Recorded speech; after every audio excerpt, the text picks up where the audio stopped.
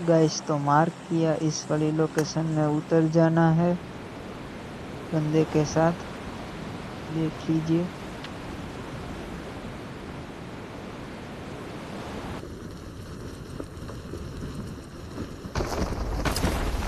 और जो इवेंट वाली की थी वो इसमें लगानी है और एक मेल बॉक्स आएगा, वो लेके चले जाना है लूट करने।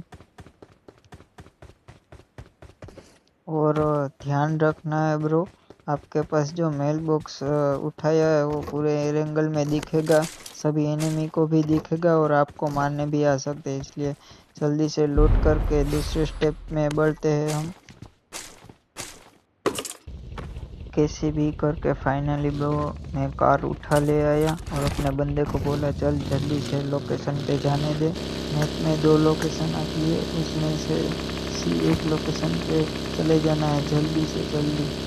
वो कार्ड जो लिया था ये पार्टी बॉक्स में डाल देना है, थोड़ा वेट करना है और उसको एक्टिव कर देना है। फिर आपको किसी भी तरीके से कंटेनर निकालना है।